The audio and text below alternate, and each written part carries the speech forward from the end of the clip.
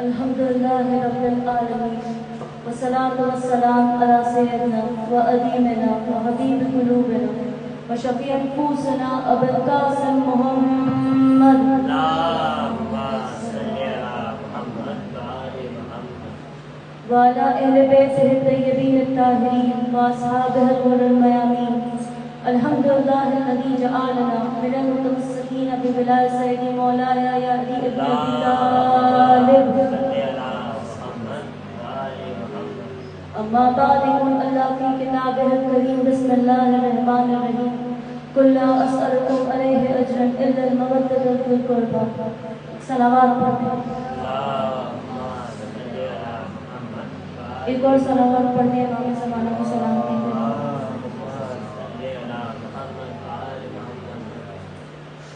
آج محرم کا چاند نظر آ گیا ابھی اگر دیکھیں تو دنیا میں دو طرح کے مسلمان ہوں گے ایک وہ جنہوں نے چاند کو جب دیکھا تو انہوں نے فرش عزائیں بچھائی انہوں نے سبیل لگائی انہوں نے یہ سوچا کہ ہم کس طرح سے ہم بیر فاطمہ سلام اللہ علیہا ہم ان کو پرسہ دے سکیں اور دوسرے وہ مسلمان ہیں جو آج دیکھیں کہ آپ نئے سال کی مبارکباد دے رہے ہیں کہ نیا سال مبارک ہو آپ دیکھیں جگہ جگہ پہ اسٹیٹس لگائیں گے فیس بک پہ انسٹاگرام پہ اب ان لوگوں کو کون یہ بات بتائے کہ جو اسلامی نیا سال ہے وہ خوشیوں سے شروع نہیں ہوتا ہے بلکہ وہ شروع ہوتا ہے غم حسین سے کہ جو امام حسین علیہ السلام نے اسلام کو بچانے کے لیے جو قربانی دی ہے یہ آج ہم لوگ اس کے سوگ میں یہ فرش عزا ہم لوگ بچھاتے ہیں امام رضا علیہ السلام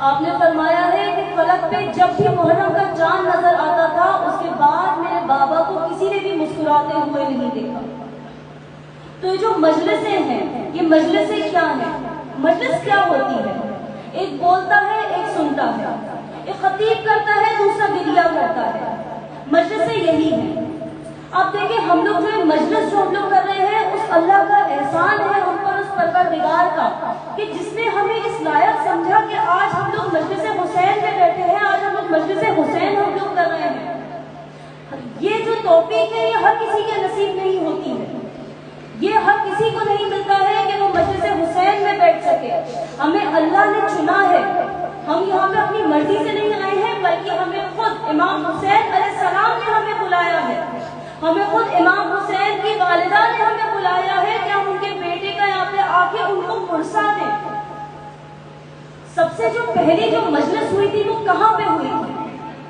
سب سے پہلی جو مجلس تاریخوں میں ہے وہ عرش پہ ہوئی تھی اور وہ کس نے پڑھی تھی پڑھنے والے جبریل علیہ السلام اور سننے والے کون حضرت آدم علیہ السلام پڑھنے والے بھی معصوم سننے والے بھی معصوم یہ پہلی مجلس ہے جو ہوئی تھی حضرت جبرائیل علیہ السلام نے فرمایا کہ اے آدم اگر آپ چاہتے ہیں کہ اللہ کی بارگاہ میں آپ کی جو معافی ہے وہ جلد قبول ہو جائے تو کچھ نام ہیں جن کا آپ وسیلہ دیں اور وہ نام کیا بتائیں سب سے پہلا بتایا محمد صلی اللہ علیہ وآلہ دوسرا نام کیا بتایا فاطمہ سلام اللہ علیہا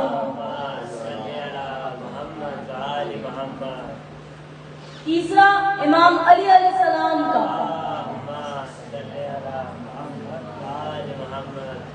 چوتھا حضرت محسن کا اور پھر سنایا امام حسن اور امام حسین علیہ السلام کا پر جیسے ہی جب نام حسین آیا تو حضرت آدم کہتے ہیں کہ کس کا نام ہے جو نام سنتے ہی میرا دل بھر آیا میری آنکھیں نم ہو گئی ایک عجیب سی کیفیت ہو رہی ہے یہ یاد رکھیں اس وقت تک امام حسین علیہ السلام کی شہادت نہیں ہوئی ہے امام حسین ابھی تک غریب الغربا نہیں ہے ابھی تک کربلا کا واقعہ نہیں ہوا ہے پر حضرت آدم علیہ السلام کہتے ہیں یہ کیسا نام ہے جس کو سن کے ہی میرے دل میں عجیب سی کیفیت ہو رہی ہے دیکھیں آپ کتنی بار ایسا ہوتا ہے کہ ہم کبھی بیٹھے رہتے ہیں اور ہمارے ذہن میں ایک خیال آتا ہے اور ایک دم ہمارے کو رونے کا جی چاہتا ہے ہم وہ کیفیت ہم وہ جانتے ہیں کیا ہوتی ہے اور وہی کیفیت ابھی حضرت آدم علیہ السلام کی जिब्रील आप मुझे बताएं ये कौन है?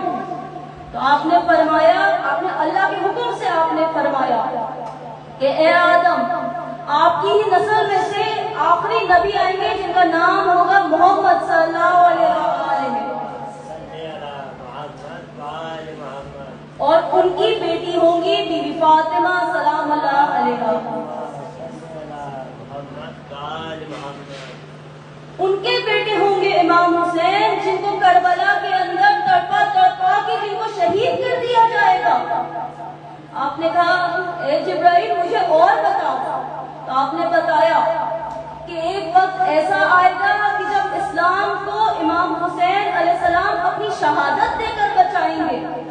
इमाम हुसैन अलैहिस्सलाम इस दीन को अपना खून देकर बचाएंगे।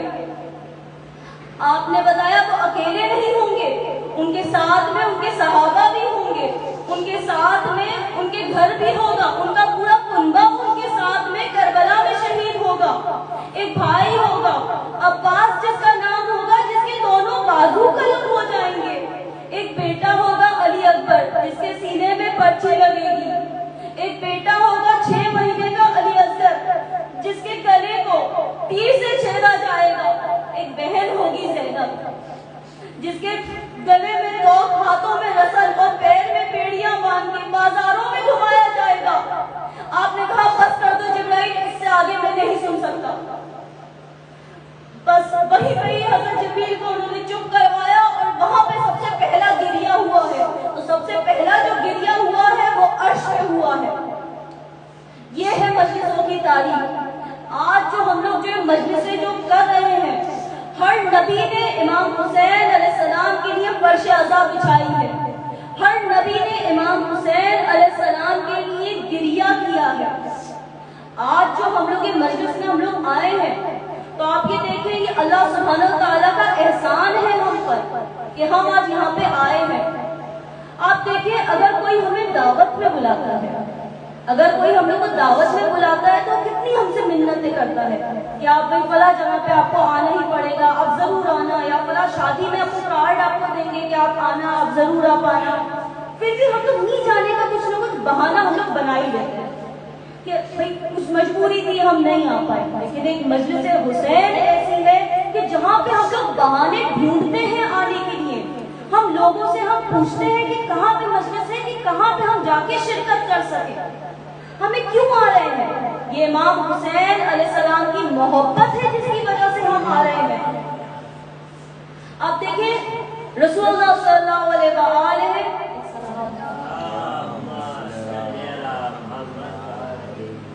आपने हमें दीन इस्लाम सिखाया है। रसूलुल्लाह ने हमसे सिर्फ एक चीज मांगी थी, क्या?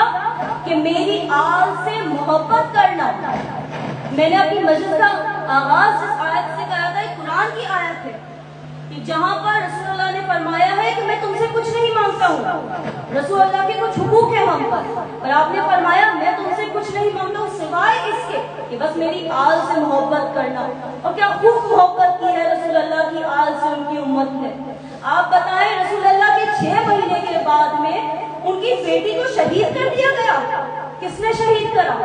क्या वो गैर मुसलमान थे जिन्होंने शहीद करा, या वो खुद रसूलुल्लाह की उम्मत थी जिनको रसूलुल्लाह ने कलमा पढ़ाया, जो खुद रसूलुल्लाह के नाम का कलमा पढ़ते थे? उन्होंने नमाजें भी पढ़ी है, कुरान पढ़ा, तो क्या आयत तखीर नहीं पढ़ी? एक सलावत।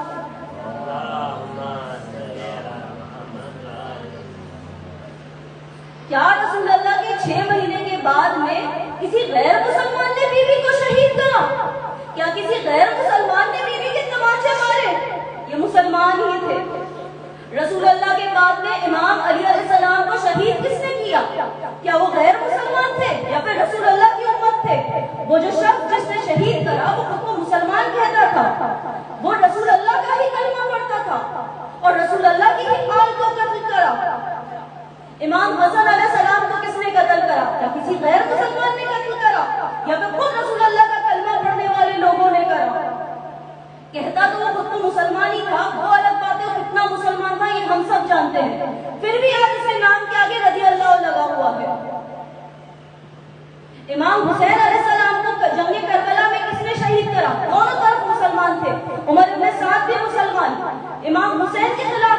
दोनों तरफ, इधर भी नमाज हो रही है, इधर भी नमाज हो रही है, ये भी कलमा पढ़ रहे हैं, इधर भी कलमा पढ़ रहे हैं। लेकिन फर्क कितना था कि ये लोग रसूल अल्लाह सल्लल्लाहु अलैहि वसल्लम के नाम का कलमा पढ़ के रसूल अल्लाह के नवासे को कत्ल कर रहे हैं। ये अजर दिया है मुसलमानों ने, ये अजर दिया है हम लोगों ने रसूल अल्लाह को। आप देखें, रसूल अल्लाह ने हमसे कुछ नहीं मांगा था, सिर्फ ये मांगा था कि मेरी आल से मोहब्बत करना। तो आज जब हम इस वर्ष अज़ा पे हम आ रहे हैं तो हम क्या कर रहे हैं? हम रसूल अल्लाह को हम बयात दे रहे हैं कि या रसूल अल्लाह, हम आपकी आल के साथ में हैं। जब आपके घर में खुशी होगी तब हम भी खुशी मनाएंगे। और या रसूल अल्लाह, जब आपके घर में जब कोई मातम होगा, जब सोग होगा, हम भी हमारे घरों में मातम और सोग रखेंगे। ये हम बयात दे रहे हैं।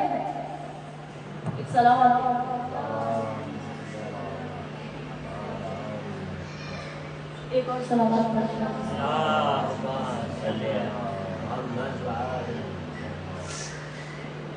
आप देखिए, ये जो मजलिसें हैं, ये मजलिसें हम लोग को किसके लिए हम लोग कर रहे हैं? हम लोग इश्क़े हुसैन में हम लोग कर रहे हैं। अब कई लोग हैं, वो लोग क्या कहते हैं, भाई ये तो एक रस्म है, ये मुहर्रम अब से एक रस्म रह गई है जो हर साल हमें करनी है। तो आप देखिए, 1400 साल में ऐसी कितनी रस्म है जो आई और गई। आज किसको इतनी रस्में याद हैं? पर ये रस्म जो है, ये इमाम हुसैन अलैहिस्सलाम से मोहब्बत की रस्म है, जो हम लोग अपने आप यहाँ पे खींचे चले आते हैं। आप बताएं, लोगों ने कितनी कोशिश की है कि हम लोग के मजलिसों को हम लोग बंद करें, हम लोग मुहर्रम को हम लोग बंद करें, पर क्या 1400 साल में ऐसा हो पाया? आप देखें, जितना लोगों ने ये चीज चाहिए है, आज हर घर में वर्ष अज़ा है, दुनिया के हर कोने में आज इमाम हुसैन अलैहिस्सलाम के लिए मातम हो रहा है। एक सलावत देखते हैं।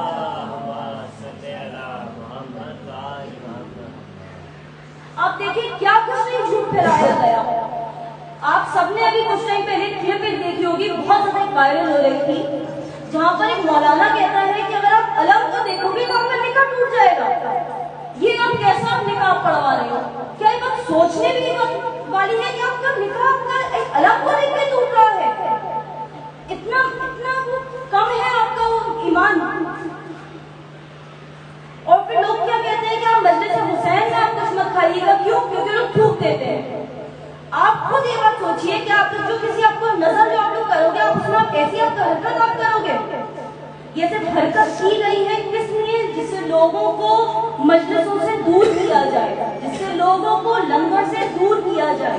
क्योंकि जो कोई भी एक बार हुसैन का नमक खा लेगा, वो हुसैन से कभी दगा नहीं करेगा। एक सलावत देखते हैं। जो कोई भी हुसैन का नमक खा लेगा, वो हुसैन से कभी दगा तो नहीं कर सकता है। आप 10 मुहर्रम के दिन आप किसी भी बड़ी मस्जिद का खुतबा उठा के देख लें, क्या क्या कहते हैं कि भाई ये वही दिन है जहाँ पे हजरत मूसा जो है उन्हें फतह मिली, ये वही दिन है जहाँ पे हजरत यूनुस जो है वो मछली के पेट से बाहर आए, ये वही दिन है जहाँ पे हजरत ईसा अलैहिस्सलाम जो है वो 3 दिन के बाद में वापस से जिंदा हुए।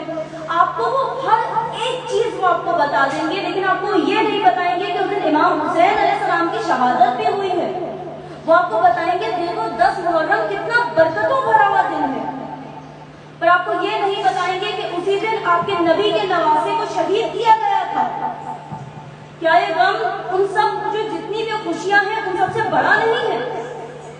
ये तो हमारे नबी के नवासे का गम है, उस नवासे का जिसको खुद रसूलुल्लाह अपने कांधे पे बिठाया करते थे। आप देखिए, इमाम हुसैन अलैहिस्सलाम पे रोना कितना जरूरी है। आज अगर हम लोग यहाँ पे हम लोग बैठे हैं, हम लोग क्यों बैठे हैं? सबसे पहले तो अल्लाह का शुक्र अदा करें कि अल्लाह ने हमें 1 साल की जिंदगी और दी है। हमें 1 साल की जिंदगी जब अदा की है, आप देखो कितने ऐसे मुसलमान हैं जो पिछले साल तक मुहर्रम में थे और इस साल मौजूद नहीं है। तो ये अल्लाह का एहसान है जो हमको 1 साल दिया है। ये हमें एहसान क्यों दिया है? आप देखें, जब भी कहीं पे भी जहाँ पे जिक्र हुसैन होता है, हमारा ये अकीदा है, वहाँ पे बीबी फातिमा आती है, वहाँ पे बीबी ज़ैनब आती है, वहाँ पे बीबी सकीना आती है, वहाँ पे ये आती है जब बीबी अपना रुमाल लेकर आती है। तो इस बात का ख्याल रहे कि जब हम इस मजलिस से उठे तो बीबी का रुमाल खाली ना रहे। हमें ये मजलिसें हमें किस लिए हमें दी है कि کہ ہم بیوی کو ہم راضی کر سکیں، ہم حسین کا پرسہ دے سکیں، ہم ایک بہن کو اس کے بھائی کا پرسہ دیں، ہم ایک بیٹی کو اس کے بابا کا پرسہ دیں۔ ہمیں یہ مجلس اس لیے ملی ہے کہ جس سے ہم جنت میں اپنا نام لکھوا سکیں۔ آپ دیکھیں کتنی ساری ایسی روایتیں ہیں جو لکھی ہوئی ہیں کہ جو کوئی بھی امام حسین علیہ السلام پہ کسی کو 10 بار بلا دے گا، اس پہ جو جنت ہے اس پہ واجب ہے۔ کتنی ایسی حدیث ہیں جو ہم نے سنی ہے کہ جو کوئی بھی امام حسین علیہ السلام کے لیے آنسو بھی بہا دے گا، اس پہ بھی جنت واجب ہے۔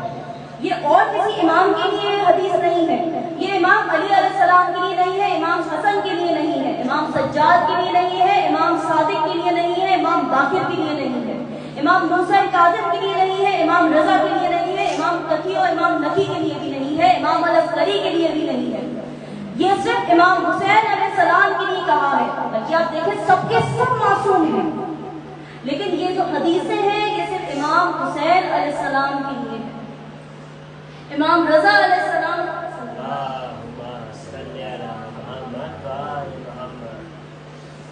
امام رضا علیہ السلام نے فرمایا ہے کہ جب بھی تم کبھی بھی کسی مظلوم کو دیکھو، کسی کو بھی دیکھو دشت بلا میں ہے، کوئی بھی مصیبت میں ہے، ایک بار میرے جد امام حسین علیہ السلام کے بارے میں ضرور سوچنا، اور اگر تمہاری آنکھوں میں سے آنسو نہ آئے تب ایک رونے جیسی تم شکل ضرور بنا لو۔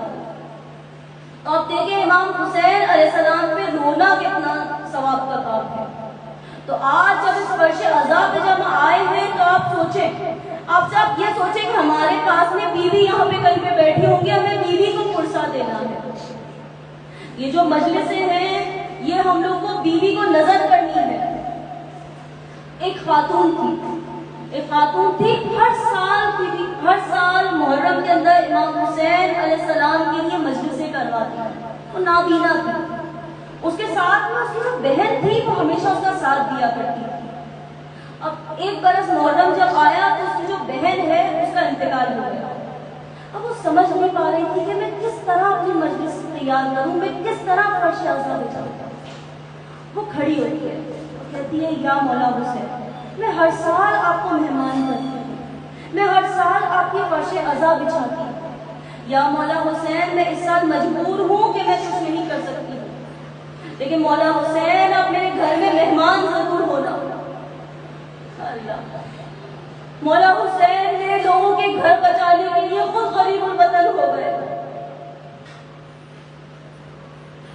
جب مدینے کے اندر ولید نے امام حسین علیہ السلام کو بلایا کہ آپ یزید سے بیعت کریں، امام حسین علیہ السلام نے اسے منع نہیں کرا بلکہ آپ نے مدینہ چھوڑ دیا۔ اب لوگ کہتے ہیں کہ مدینہ کیوں چھوڑا؟ دو وجہ دیتے ہیں۔ پہلی کہ آپ کو یہ بات پتا تھی کہ مدینے میں آپ کو قتل کر دیا جائے گا، اس لیے آپ نے مدینہ چھوڑا۔ پر اگر امام حسین کو قتل ہونے کا اگر ڈر ہوتا تو کیا آپ کربلا جاتے؟ آپ کو تو یہ بات شروع سے یہ بات پتا تھی کہ کربلا میں آپ کی شہادت ہوگی، پھر بھی آپ وہاں سے گئے۔ دوسری وجہ، آپ نے مدینہ اس لیے چھوڑا کہ جس سے آپ لوگوں کو بتا سکیں کہ میں نے بیعت نہیں کی اور میں نے مدینے کو چھوڑا، کہ جس سے آنے والے سالوں میں جو فیکٹریاں جو بنی ہوئی تھی، جہاں پہ جھوٹی، جہاں پہ حدیثیں جہاں پہ گڑی جا رہی تھی، وہاں پر ان لوگوں کو موقع نہیں ملے یہ بات کہنے کا کہ امام حسین نے تو بیعت کری تھی، جبھی تو ہم مدینے میں تھے۔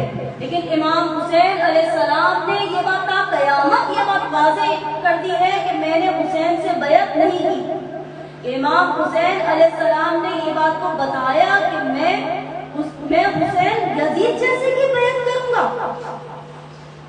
امام حسین علیہ السلام نے ارادہ کر لیا کہ مجھے مدینہ چھوڑ کے جانا ہے۔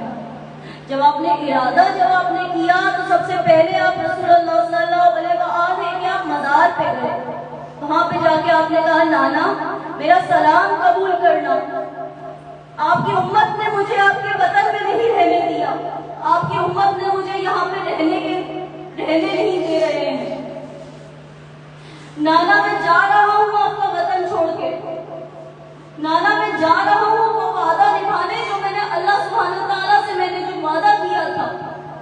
اس کے بعد میں آپ بی بی فاطمہ سلام اللہ علیہا کی آپ قربت پہ آپ گئے، وہاں پہ جا کے آپ لپٹ کے آپ روئے کہ اماں میرا آخری سلام قبول کرنا، اماں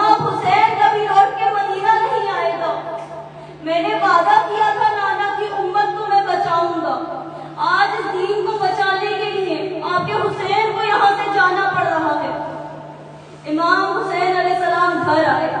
گھر آ کے اپنے ساری گھر کی عورتوں کو جمع کیا, سارے اپنے مردوں کو جمع کیا اور کہا کہ ہمیں مدینہ چھوڑنا پڑے گا, ہمیں مدینے چھوڑ کے جانا پڑے گا. وہیں پہ بی بی زینب بیٹھی ہوئی تھی, کہتی ہے بھیا حسین میں بھی آپ کے ساتھ میں چلوں گی.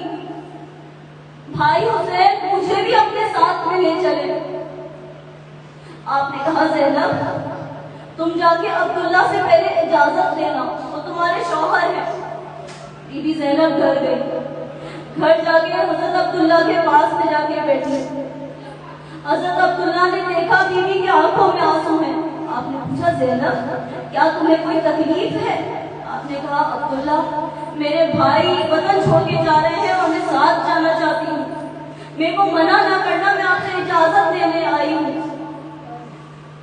آپ نے فرمایا شہزادی مجھے شرمندہ نہ کریں, آپ کو مجھ سے اجازت کی ضرورت نہیں ہے. جب آپ کا نکاح مجھ سے ہوا تھا آپ کے بابا نے مجھ سے وعدہ لیا تھا کہ جب کبھی بھی حسین وطن چھوڑ کے جائے اور زینب تم سے ساتھ جانے کو کہے تو اسے منع مت کرنا. شہزادی میں مجبور ہوں, میں آپ کے ساتھ نہیں چل سکتا, لیکن میری ایک وصیت ہے کہ میرے 2 بیٹے ہیں اور محمد, ان کو اپنے ساتھ لے جانا. اور اگر حسین پہ کوئی اگر مصیبت آئے, اگر دشت بلا میں پڑے تو میرے دونوں بیٹوں کو ان پہ قربان کر دینا. بی بی زینب امام حسین کے پاس میں گئی. امام حسین علیہ السلام نے فہرست تیار کری. راوی کہتا ہے میں دیکھنے گیا کہ امام حسین علیہ السلام مدینے چھوڑ کے جا رہے ہیں, کیا ماحول ہے. کہتا ہے جب میں وہاں پہنچا تو پورے مدینے میں ایک مایوسی تھی, مانو یہ عرش و فرش سب کہہ رہے ہو کہ یا حسین مدینے چھوڑ کے نہ جائے, یا حسین یہیں رک جائے. میں نے دیکھا بنو ہاشم کے سارے گھر تھے, سب گھروں کے آگے پردے ڈلے ہوئے تھے, وہیں پر ایک اونٹ کھڑے ہوئے تھے جن میں اماریاں لگی ہوئی تھی. امام حسین علیہ السلام بیچ میں کھڑے ہوئے تھے. وہیں پر امام حسین علیہ السلام بیچ میں کھڑے ہوئے تھے اور آس پاس جتنے بھی نوجوان تھے بنو ہاشم کے سب کھڑے ہوئے تھے. ایک دم سے پردہ ہٹا, ایک بیوی آئی, امام حسین علیہ السلام کھڑے ہوئے اور کہا بیٹا قاسم اپنی اماں کو ہماری میں سوار کرے. اس کے بعد میں ایک اور بیوی آئی, کہا بیٹا علی اکبر اماں کو سواری میں بٹھائے. پھر ایک اور بیوی آئی, کہا بیٹا سجاد اپنی اماں کو ہماری میں بٹھائے. پھر جیسے ایک بیوی آئی, ان کے آنے سے پہلے ہی حضرت عباس نے کہا اے مدینے کی عورتوں اپنی نظریں جھکا لو, مطہور کی بیٹی آ رہی ہے. اے مدینے کے مردوں اپنی آنکھیں اپنی ادھر گھما لو, علی کی بیٹی آ رہی ہے. بی بی زینب وہاں پر آئی. کہتے دین عشق کے صرف 2 چیپٹرز ہیں. ایک امام حسین علیہ السلام نے کربلا میں لکھا تھا, دوسرا بی بی زینب نے شام میں لکھا. بی بی زینب اونٹ کے پاس میں آئی, حضرت عباس نے اپنا گھٹنا نیچے لگایا, ایک بازو کو امام حسین علیہ السلام نے پکڑا, دوسرے بازو کو حضرت علی اکبر نے تھاما اور بی بی زینب کو ہماری میں سوار کیا. ایک وہ سفر تھا جب بی بی جب وہاں سے نکلی, اماریاں تھی, بی بی کے ہاتھوں میں کوئی توق نہیں ہے, کوئی زنجیریں نہیں ہے. آج پورا کنبہ بی بی کے ساتھ میں ہے اور ایک 12 محرم آئے گا. جب بی بی جب وہاں پہ کھڑی ہوئی تھی, آج بھی اونٹ ہے پر کوئی اماری نہیں ہے. بی بی وہاں پہ کھڑی ہوئی دیکھتی ہے کہ ایک دم سے یزیدی آ رہا ہے, کہتا ہے میں آپ کو سوار کرواتا ہوں, آپ کیا خبردار مجھے ہاتھ نہ لگانا, میں علی و بطول کی بیٹی ہوں, میرے کو ہاتھ نہ لگانا, ہم خود سوار ہوں گے. بیوی نے جب دیکھا تو چاروں اور بنو ہاشم کے لاشیں بکھرے ہوئے تھے. بیوی وہاں پہ کھڑی ہوئی, بیوی نے کہا بھابھی پروا پہلے آپ آئے. بی بی زینب نے اپنا گھٹنا نیچے رکھا, کسی کی بھی ہمت نہیں تھی کہ بی بی زینب کے ہم پیر رکھ کے چڑھیں گے, کیا ہم شہزادی کے پیر لگا کر چڑھیں گے. پر جلال زینب ہی ایسا تھا کہ کسی کی بھی ہمت نہ ہوئی کہ بی بی زینب سے کچھ کہہ سکے. Be be Zainab